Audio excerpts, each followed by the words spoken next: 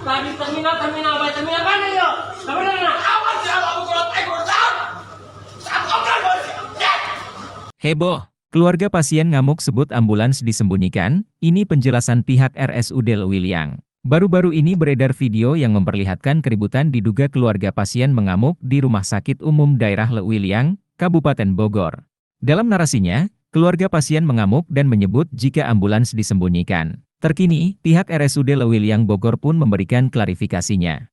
Seperti diketahui, kejadian ini direkam dan diunggah melalui akun TikTok Selvi Damayanti 27 dengan keterangan, keluarga pasien mengamuk karena tidak puas dengan pelayanan yang diberikan rumah sakit. Dalam narasi yang beredar, anggota keluarga pasien yang dalam kondisi koma membutuhkan pelayanan ambulans dari rumah sakit. Namun keluarga merasa pihak RSUD Lewiliang terkesan menyembunyikan ambulans pada bagian gudang atau garasi, padahal dapat digunakan untuk membawa pasien tersebut ke rumah sakit rujukan.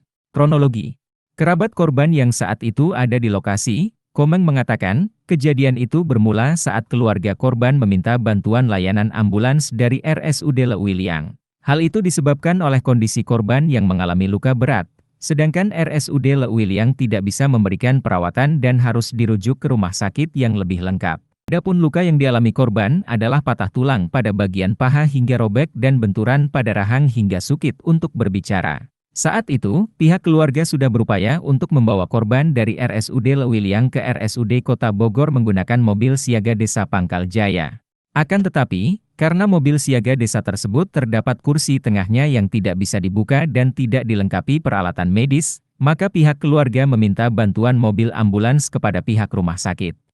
Kalau kami kan mobil sudah berusaha, hanya saja kakinya mentok jadi enggak bisa ditutup pintunya, wajar saja kita minta dari rumah sakit, ujarnya dikutip dari tribunnewsbogor.com, Sabtu, 11 November 2023.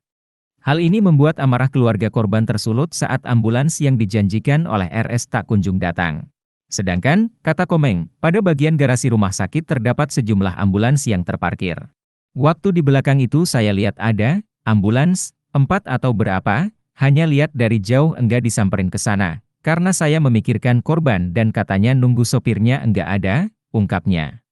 Tanggapan RSUD Lewiliang. Merespon hal itu, melalui keterangan resminya, Direktur RSUD Lewiliang, Dr. Fitrie Winastri memaparkan, pasien diantar oleh satu orang temannya pasca kecelakaan lalu lintas mendatangi RSUD Lewiliang pada Kamis, 9 November 2023. Pasien diterima oleh petugas IGD dalam keadaan sadar dan dapat berkomunikasi, kemudian dilakukan pemeriksaan oleh dokter, mendapatkan terapi, dilakukan pembersihan luka, merawat luka, memasang spalt pada kaki kiri, memberikan suntikan obat penghilang nyeri. Setelah itu, pasien dirawat di RSUD Lewiliang untuk kondisi patah kakinya dan jika setelah pemeriksaan lanjutan dibutuhkan dokter spesialis bedah syaraf, maka akan dirujuk ke rumah sakit yang memiliki dokter spesialis bedah saraf, karena RSUD Lewiliang belum memiliki dokter spesialis bedah saraf. Kemudian keluarga pasien datang yaitu orang tua pasien dan dokter memberikan edukasi kembali, tetapi mengatakan tetap menunggu suami pasien datang, ujar Dr. Fitrie Winastri, Sabtu, 11 November 2023.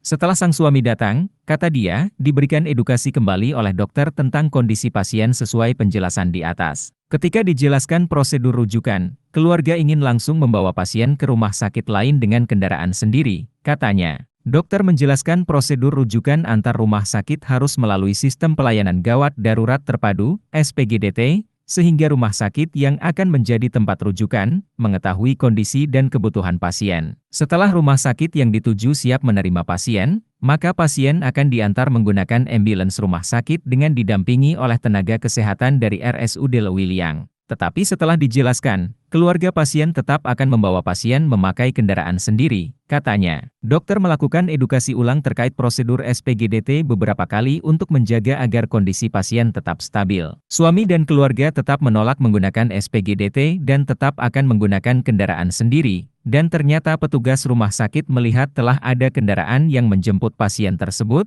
tandasnya. Download Tribun X sekarang. Menghadirkan lokal menjadi Indonesia.